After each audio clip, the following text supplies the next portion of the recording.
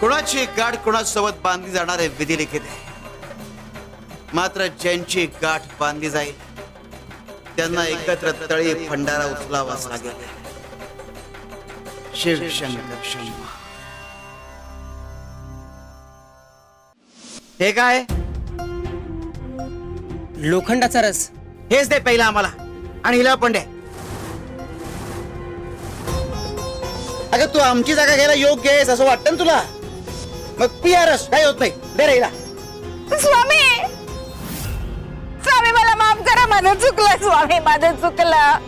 कपिले, गुरुच्या पावलावर पाऊल ठेवावं पण गुरुची नक्कल करू नये. स्वतःला गुरु समजू नये. आलात तुम्ही दोघींनीच कान भरलेत ना स्वामींकडे की मी लोकांना उपदेश करते म्हणून. माझं चांगलं झालेलं ना तुम्हा दोघींनाही पाहवत नाहीये. कपिलाताई, अहो आम्ही का स्वामींचे कान भरू? अहो तुम्ही चुकीचं वागलात म्हणून स्वामींनी तुम्हाला अद्दल घडवली, हे आमच्या कानावर आलं होतं. म्हणून म्हणते, स्वामी बनण्याचा प्रयत्न नका करू. कपिलताई, स्वामी भक्ताने सत्य सांगणं हे गरजेचं आहे. चुकणाऱ्याला तू चुकतोयस असं सांगणं हे सेवकाचं कर्तव्यच आहे. मला शिकवू नका माई. आणि माझ्या गोष्टींमध्ये तुम्ही नाक खुपसू नका, नाहीतर माझ्यासारखी वाईट बाई दिसणार नाही तुम्हाला. कपिलाताई, आम्ही स्वामी भक्त आहोत, त्यामुळे आमच्यावर चांगले संस्कार आहेत आणि त्यामुळेच आम्ही नेहमी खरं बोलतो. बरं ते जाऊ द्या. स्वामींनी तुम्हाला पांढरी फुलं आणायला सांगितली होती, ती आणलीत का? मी का सांगू तुम्हाला? हा,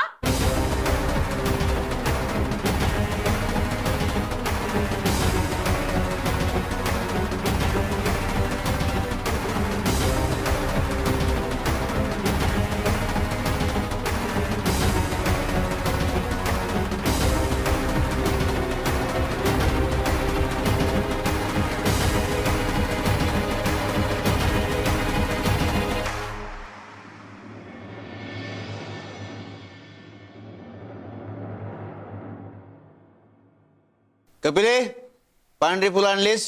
स्वामी, अहो गावातल्या प्रत्येक बागेत गेले मी, पण पांढरी फुलं कुठेच नव्हती. सगळीकडे जांभळीच फुलं होती आज. अहो कपिलामाई, असं का करताय? मी आत्ताच गावातून आलो, बऱ्याच ठिकाणी पांढरी फुलं होती. अहो मला सांगितलं असतं मी आणली असती. स्वामी या कामचुकारपणा करतायत, तुमच्याशी खोटं बोलतायत. गयाताई, काम चुकारपणा करत नाहीये आणि हो मी खोटं बोलत नाहीये. पांढरी फुलं तिथे नव्हती. माझ्या या डोळ्यांनी बघितलंय मी, एकही पांढरं फुल नव्हतं तिथे.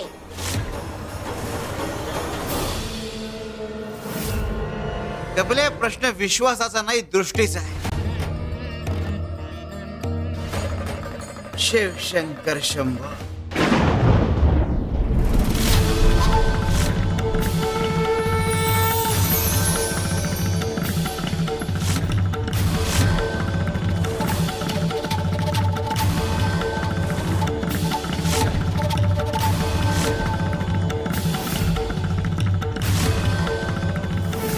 सांग बरे, फुलं कुठल्या रंगाची आहे? काय स्वामी, अहो जांभळ्या रंगाचीच फुलं आहेत ती.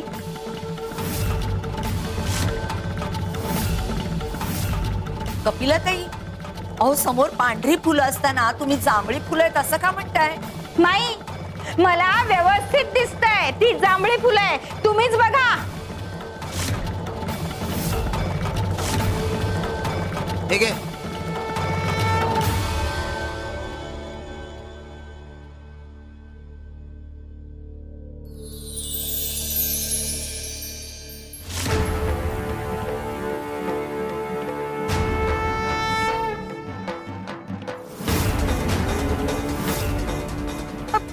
स्वामी, अहो मगाशी ही फुलं जांभळी होती आणि आता सुवास घेतल्यानंतर पांढरी कशी झाली? कपिला, ही फुलं आधीपासून पांढरीच होती. पण तुझ्या बघण्याचा दृष्टिकोन वेगळा होता. जशी दृष्टी तशी सृष्टी. म्हणून मनाचं आणि नजरेचं शुद्धीकरण गरजेचं आहे. आमच्या गोमुखचंही तसंच आहे. त्याला फक्त परमार्थात स्वारस्य आहे, पण प्रपंचात दडलेला परमेश्वर त्याला दिसतच नाही.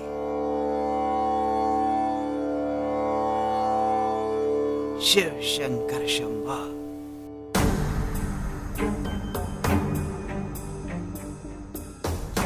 गोमुखा, अरे काय रे, काय झालं? फार काळजीत दिसतोयस. हा, काही अडचण आहे का?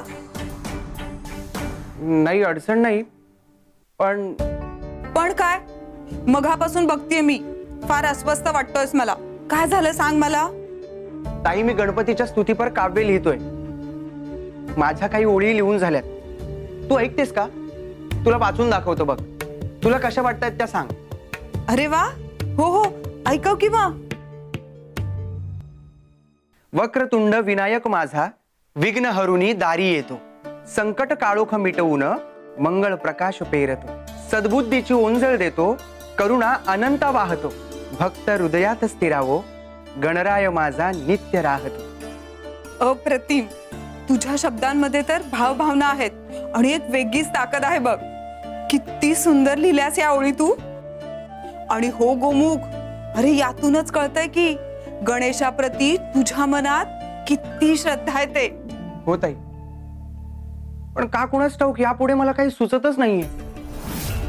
म्हणजे माझं मनच लागत नाहीये. कालपासून या 4च ओळी लिहून झाल्यात बघ. काही लिहायला गेलो ना की मन विचलित होतं किंवा मग माझं मनच लागत नाही.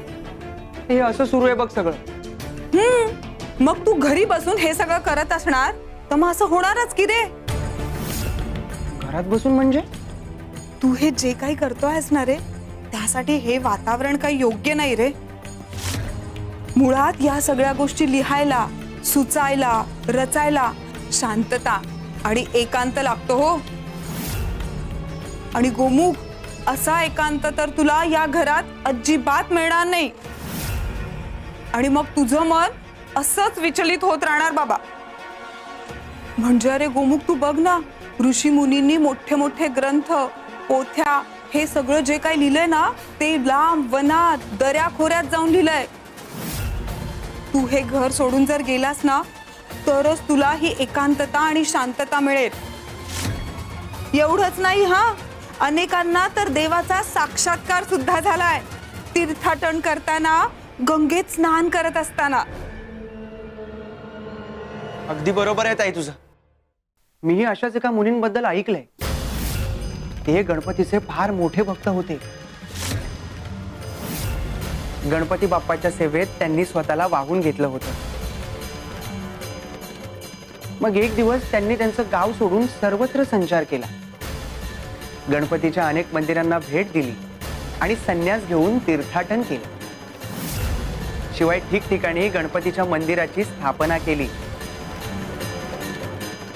आणि मग एक दिवस गणपतीच त्यांच्यावर प्रसन्न झाला. सदेह कैलासावर घेऊन गेला म्हणे, शंकर आणि पार्वतीच्या दर्शनासाठी. अरे हो, पण हे सगळं होण्यासाठी ते घरी नाही ना राहिले. सेवेत स्वतःला अखंड वाहून घेतलं. आपलं घर, गाव सगळं त्यांनी सोडून दिलं होतं. त्यांना जे करायचं तेच त्यांनी केलं. तेव्हाच तर हे सगळं घडून आलंय. आणि हे मिळवायचं असेल तर आपल्याला काही गोष्टींचा त्याग हा करावाच लागतो.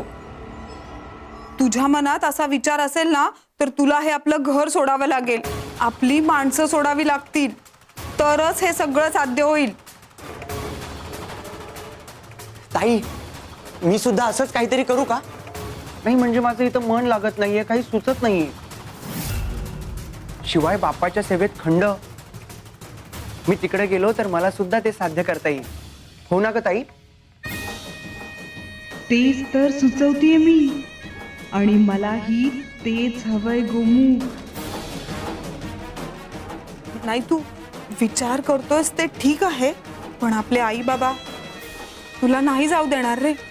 आणि बहीण म्हणून मी तुला जा असं कसं सांगू रे?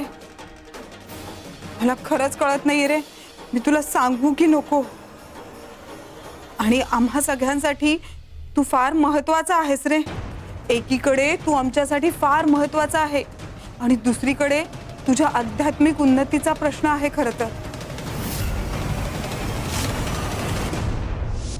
आणि गोमुखा, मला असं वाटतं की ती तू उन्नती गाठलीच पाहिजेस. नाहीतर अरे तू एवढी भक्ती करून बाप्पाची सेवा करून काय मिळवलं रे मग?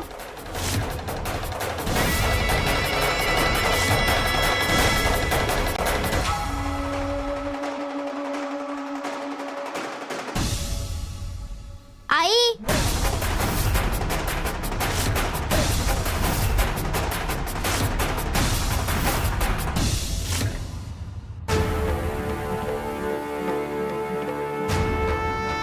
जसे एक नासक फळ सगळी फळं खराब करतात, तसंच फुलांचं आणि माणसांचंही आहे. कोण आपलं आयुष्य फुलवतंय आणि कोण नासवतंय हे ओळखता आलं पाहिजे.